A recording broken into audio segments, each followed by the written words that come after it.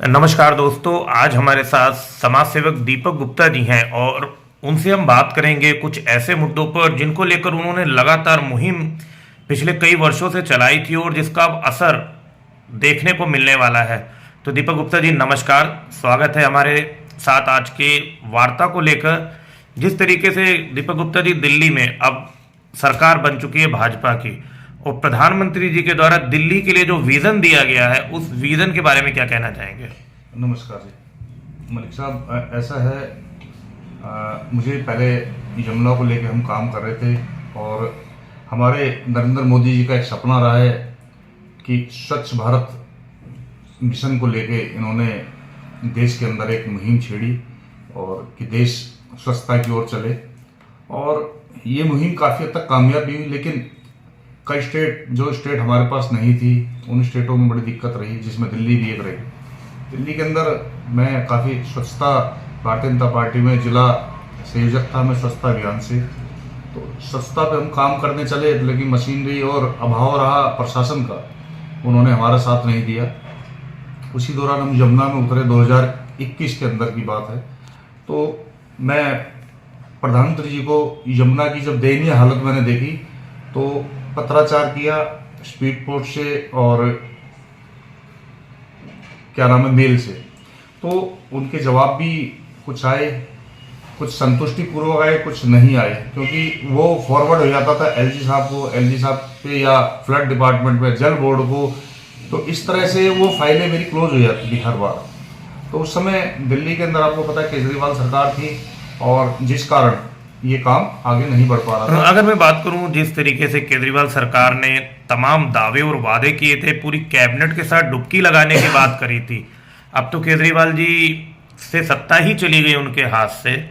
और जो अब हालात नई सत्ता बन रही है दिल्ली की, यमुना को लेकर कितना सरकार सजग रहेगी? और जो मोदी जी ने कहा है यमुना रिवर फ्रंट बनाने की बात करी गई है, दिल्ली की यमुना को स्वच्छ करने की बात करी गई है, आपको क्या लग रहा है और किस तरीके से सरकार इस पर काम करना चाहेगी? देखिए, इस पे काम करना इतना मुश्किल नहीं है जितना बिठा रखा लोगों ने अपने दिमाग के अंदर। यमुना हमारे दिल्ली के अंदर 22 किलोमीटर पल्ला बख्तावरपुर से लेके वजीराबाद तक है और वजीराबाद से बदरपुर तक 44 किलोमीटर की यमुना है। और हमारे पास चौड़ाई भी बड़ी अच्छी है यमुना की, 1 से 1.5 किलोमीटर तक चौड़ाई है इसकी। और करीब 38-40 नाले गिरते हैं छोटे बड़े इसके अंदर दोनों तरफ से। तो दोनों तरफ अगर सरकार चाहे तो दोनों तरफ नाले बनाए जाएं, यमुना का जो जल पीछे से आ रहा है वो बीच में चलेगा और दोनों तरफ जो पैरेलल नाले हैं वो नालों के साथ साथ आगे, और वाटर ट्रीटमेंट आगे प्लांट लगा के, क्योंकि वैसे 39 वाटर ट्रीटमेंट प्लांट है दिल्ली के अंदर, जिसमें 31 बंद पड़े हैं, 8 ही काम कर रहे हैं दिल्ली के अंदर। तो केजरीवाल सरकार ने उन वाटर ट्रीटमेंट प्लांटों में भी काम लिया, कुछ अंग्रेजी हुकूमत के भी वाटर ट्रीटमेंट प्लांट पड़े हैं और काफी मोटी जमीनें बहुत बड़ी बड़ी हैं लैंड, वो जो आज भी सफाई और देख रेख का अभाव होने के कारण वो बंद पड़े हैं। तो अगर वो चालू कर देंगे तो ये यमुना के अंदर जो पैरेलल नाले बनाए जाए दोनों तरफ साथ साथ, और वो गंदा पानी नाले का उस नाले में पड़े, और जब दिल्ली हमारी खत्म होती है, उत्तर प्रदेश चालू होता है, वहां उससे पहले दोनों तरफ वाटर ट्रीटमेंट प्लांट लगा के इस पानी को वहां से फिल्टर करके और यमुना में फेंक दिया जाए, तो उत्तर प्रदेश के राज्य के अंदर भी स्वच्छ पानी जाएगा। और बीच का जो पानी हमारा चला हुआ आ रहा है वो बिल्कुल साफ और स्वच्छ रहेगा, चाहे उसमें हम छठ घाट मनाएं, छठ पूजा करें, चाहे हम यमुना के जितने भी हमारे गंगा यमुना के पर्व आते हैं उसमें हम डुबकी लगाते हैं। वहीं देखा गया है लगातार पिछले 5 वर्षों से आपके द्वारा काफी मेहनत की गई यमुना नदी को लेकर, तमाम आपने स्वच्छता कैंपेन भी चलाए हैं। आज आपकी उस मुहिम को कितना बल मिलता दिख रहा है? क्योंकि जहां दिल्ली में सरकार बदल चुकी है, मोदी जी का विजन भी है, तो क्या लग रहा है आपको और आप क्या चाहते हैं सरकार से? सरकार किस तरीके से आप सरकार की मदद कर सकते हैं? देखिए, मैं तो पहले भी मैंने कई कार्य सरकार को कई चीजें बताई जिसपे आज काम चल रहा है। जैसे आईएसबीटी के पास में बेला रोड के ऊपर मैंने एलजी साहब को एक पत्राचार किया, पहले पीएमओ को करा था, पीएमओ साहब ने, प्रधानमंत्री जी ने उसको एलजी साहब के यहाँ भेजा और कि इसका सौंदर्यकरण हो बेला रोड का, क्योंकि पृथ्वीराज चौहान की बेटी थी बेला, उस समय का एक घाट चला हुआ आ रहा है इतिहास के हिसाब से। और तो उसका एलजी साहब ने बड़ा सुंदर कायाकल्प करा, और उसके साथ साथ उन्होंने पार्क बनाए, साथ में मूर्तियां बहुत ज्यादा, और पक्के घाट, और शाम को यमुना आरती का भी आयोजन रखा गया। लेकिन वो वहां रखने का फायदा है भी और नहीं है, दोनों चीजें हैं। खूबसूरती तो हो गई, लेकिन वो जल बिल्कुल फिर भी गंदा है, क्योंकि नाले उससे पहले कई गिर चुके हैं उसके अंदर, तो उसके अंदर लोग स्नान नहीं कर पाते। तो उससे पहले जो आज जो विजन मैं आपको बता रहा हूँ कि दोनों तरफ अगर नाले बन जाए पैरेलल, और उसके साथ में यमुना चले, तो आज हम बिल्कुल कहीं से कहीं तक पूरी दिल्ली में कहीं भी डुबकी लगा सकते हैं यमुना के अंदर। जिस तरीके से आपने लगातार पत्राचार भी किया सरकार के साथ, आपने कहां कहां पत्राचार पिछले काफी वर्षों में किया है, जिसका संज्ञान भी तमाम डिपार्टमेंट द्वारा लगातार लिया भी गया है, काफी सफाई भी कई जगहों पर करवाई गई। मैं दिखाता हूँ आपको। मैंने सबसे पहले जो ये पत्राचार किया, आप देखेंगे ये भारतीय जनता पार्टी का लेटर हेड है, नीचे आदेश गुप्ता जी के साइन है। आदेश गुप्ता जी को मैंने ये दिया था, और हमारे एक संघ के आरएसएस के एक वरिष्ठ नेता है, मतलब वो साथ गए थे मेरे, और उन्होंने इसके लिए करा। इन्होंने एलजी साहब को फॉरवर्ड किया स्वच्छता को लेके कि आपसे अनुरोध है, इस पे लिखा है, मैं आपको पढ़ के सुना देता हूँ कि उपाध्यक्ष दिल्ली विकास प्राधिकरण विकास सदन INA नई दिल्ली महोदय, आपके पास भाजपा उत्तर पूर्वी जिला का स्वच्छता अभियान का जिला प्रमुख श्री दीपक गुप्ता, मकान नंबर 27, गली नंबर 4, हिमगिरी एंकर संतनगर बुराड़ी, अनुरोध पत्र आवश्यक कार्रवाई हेतु भेज रहा हूं। आपसे अनुरोध है अगतपुर यमुना घाट के सौंदर्यकरण के सदर में श्री दीपक गुप्ता के अनुरोध को सहानुभूतिपूर्वक विचार कार्रवाई करने की कृपा करें। इसके बाद मैंने ये पत्राचार किया। उसके बाद मैंने सांसद मनोज तिवारी जी से, PMO साहब से, गृह मंत्रालय अमित शाह जी से, राजनिवास LG साहब से, मनोज तिवारी जी से, हमारे PMO फिर प्रधानमंत्री जी से। तो ये मैं रेगुलर पत्राचार करता रहा, जिसका प्रभाव ये पड़ा कि आज दिल्ली के अंदर काम हो रहा है और यमुना पे काम हुआ। लेकिन जो चीज चाहिए थी मेरे को अभी भी वो हो नहीं पाई है। क्योंकि आज लोग इतने सक्षम नहीं है कि वो हरिद्वार घाट पे नहाने के लिए जा सके। अगर दिल्ली के अंदर जैसे हमारा सूर्य घाट बंद पड़ा हुआ है कई सालों से, अगर ये सूर्य घाट भी चालू हो जाए, उसके साथ में हमारा राम घाट ऐतिहासिक घाट रहा है, तो इस घाट के ऊपर अगर सौंदर्यीकरण हो, जिसका मैंने एक प्रोजेक्ट भी दिया था, जो आज मैं दिखाता हूं वजीराबाद जगतपुर का। ये आप ऊपर देखा रिवर कि इसके अंदर नाव चले, नीचे यमुना नदी है, ऐसे काट के लेके आए और इसमें स्वच्छ जल मिले नहाने के लिए, स्नान के लिए, शाम को यमुना आरती हो और बोटिंग हो।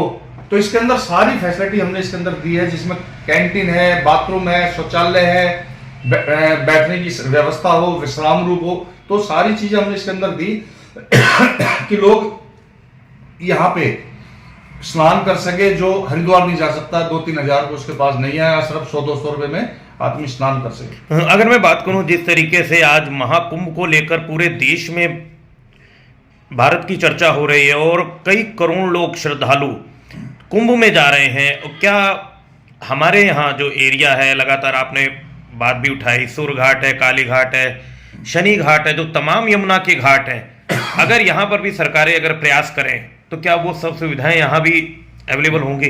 बिल्कुल मुहैया हो सकती है, और कुछ नहीं है इसके अंदर।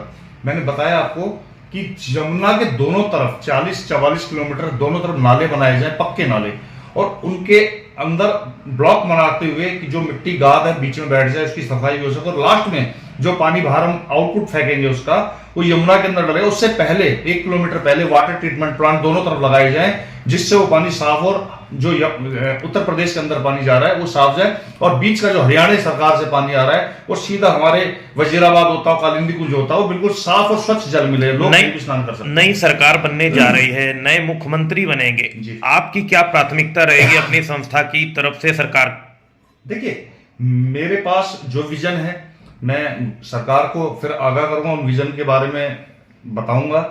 और मेरा अपना विजन है कि आज देश को 76 साल देश को आजाद हुए हो गए, और आज स्वच्छ भारत अभियान का हम मुहिम छेड़े हुए हैं। लेकिन अगर हम गहराई से देखें तो हम आज भी बैकफुट पे खड़े हुए हैं। 11 साल दिल्ली सरकार के अंदर केजरीवाल सरकार रही दिल्ली के अंदर, उससे पहले 15 साल शीला सरकार रही, कांग्रेस सरकार थी।